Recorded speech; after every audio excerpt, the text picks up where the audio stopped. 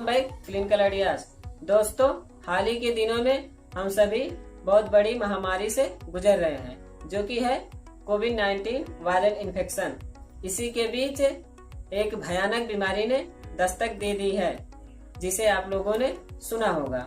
दोस्तों, उसका नाम है ब्लैक फंगस और इसे हम माइकोरमाइकोसिस के नाम से भी जानते हैं। दोस्तों, इस वीडियो में ब्लैक फंगस के बारे में संपूर्ण जानकारी लेंगे। तो दोस्तों, बिना किसी देरी के चलिए ये video subscribe to clinical ideas and press the bell icon ताकि हर मेरी वीडियो आने वाली सबसे पहले आप तक पहुंचे। हेलो फ्रेंड्स, नमस्ते दोस्तों। वीडियो में हम सबसे पहले जान लेते हैं कि ब्लैक फंगस क्या है और ये कैसे फैलता है। ब्लैक फंगस एक प्रकार का फंगस है जिसे हम माइकोरमाइकोसिस भी कहते हैं और ये माइकोटीनिया के सब क्लास से बिलोंग करता है। यह हमारे आसपास के वातावरण में पनपता है, जैसे कि मिट्टी, सड़ी हुई सब्जियां, पत्तेदार सड़ी हुई सब्जियां, मृत जीव के शरीर, यह सब पनपता है और हमारे चारों तरफ उपस्थित रहता है। अब तक हमारे शरीर का जो इम्यून सिस्टम था वह बहुत मजबूत था, जिस कारण से ये फंगस हमारे शरीर पर अटैक करने के बावजूद हमें बीमार नहीं कर पाता था।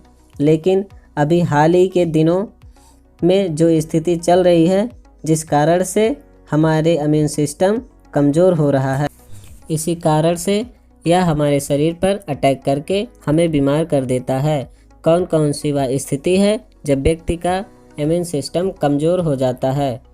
इसका प्रमुख कारण है कोरोना वायरस द्वारा होने वाला इन्फेक्शन। इसके अलावा कोई मधुमेह का रोगी है, डायबिटीज़ का पेशेंट हो, साथ ही किसी अन्य प्रकार की वायरल इन्फेक्शन से पीड़ित हो और कोई पेशेंट हो जो लंबे समय से स्टेरॉइड ले रहा हो, इन सभी की इम्यून सिस्टम कमज़ोर हो जाता है। अगर बात करें कि किन किन मरीजों में यह बीमारी होने का खतरा होता है, इसमें सबसे प्रमुख है कोरोना पॉजिटिव पेशेंट, साथ ही वह मरीज जो कोरोना पहले आए थे, जो ट्रीटमेंट लेने से ठीक हो गए हैं, जिसे पोस्ट कोविड पेशेंट कहते हैं। यह और इसके अलावा डायबिटिक पेशेंट जिसका शुगर लेवल अनकंट्रोल्ड रहता है, या कोई मरीज़ जो किसी अन्य बीमारी के कारण जो स्टेरॉइड दवाइयां हैं बहुत ही हाई डोज में लंबे समय तक ले रहे हैं, तो उनका भी इम्यून सिस्टम कमज़ोर होता है। और कोई व्यक्ति जो वायरल इन्फेक्शन के द्वारा पीड़ित है, जिसको भी दवाइयाँ चल रही हैं, तो उनका भी इम्यून सिस्टम कमज़ोर हो जाता है। तो इन सभी व्यक्तियों को ब्लैक फंगस बीमारी होने का काफ़ी हद तक खतरा है। और इसके अलावा किसी व्यक्ति का इम्यून सिस्टम कमज़ोर हो तो उसे भी यह हो सकता है। अगर कोई व्यक्ति इससे इन्फेक्टेड हो जाता है तो क्या क्या उसके लक्षण होते हैं, उनको हम जान लेते हैं। इसमें जो प्रमुख लक्षण हैं, नाक बहना शुरू हो सकता है, नाक बहने के साथ खून आना, चेहरे पर दर्द हो सकता है या फेस के एक साइड में स्वेलिंग आ सकती है, नाक में ब्लैक स्पॉट दिखाई दे सकता है, साथ ही मुंह के तलवे पर ब्लैक स्पॉट दिखाई सकता है। इसके अलावा व्यक्ति के अगर आँखों को देखा जाए तो आँखों में स्वेलिंग आ सकती है, आँखें थोड़ी बड़ी हो सकती हैं, आँखों में पानी बहना तथा बहुत ज़्यादा स्थिति बिगड़ जाने पर आँखों का जो मूवमेंट है राइट टू लेफ्ट, ऊपर नीचे, ये बिल्कुल बंद हो जाता है। इसके साथ ही ब्लर विजन तथा डबल विजन हो जाता है और यह सभी लक्षण इस बीमारी के हैं। ये लक्षण अगर आप में दिखे तो तुरंत अपने ENT डॉक्टर, जो कि कान नाक गले के डॉक्टर हो या आँखों के डॉक्टर हो, आपके सिम्टम्स के अनुसार उनको बताएं। जब ENT डॉक्टर से मिलते हैं और वो नाक का एग्ज़ामिन करते हैं, उसको इंडोस्कोपी करवाते हैं और अगर उनको इंडोस्कोपी में कोई फंगल इन्फेक्शन दिखता है तो उस समय हायर एंटी फंगल मेडिसिन देकर उसका ट्रीटमेंट किया जाता है और उससे कंट्रोल नहीं आता तो नाक की सर्जरी की जाती है।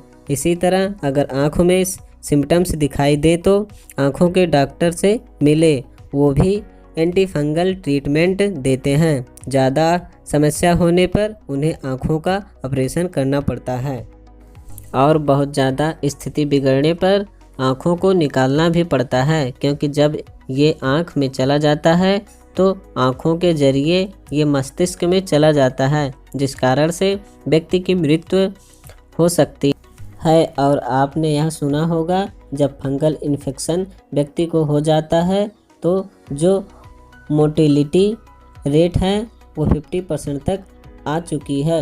हाल ही के दिनों में कई सारी मृत्यु हो चुकी हैं। यदि आपको इस तरह के थोड़ी बहुत सिम्टम्स दिखे तो शुरुआती दौर में अपने डॉक्टर से मिले, जिससे कि शुरुआती स्टेज में इसका इलाज किया जा सके और आपको किसी बड़ी समस्या का सामना ना करना पड़े। और दोस्तों, एक बात विशेष बताना चाहूँगा, सिर्फ कोरोना मरीज, डायबिटिक के मरीज में यह मुख्यतः टारगेट नहीं होता, ये उन व्यक्तियों को भी टारगेट करता है जिनका इम्यून सिस्टम किसी भी कारण से कमज़ोर है, तो उन्हें भी इसका सावधानी रखनी चाहिए, जिससे इस बीमारी से बचाया जा सके।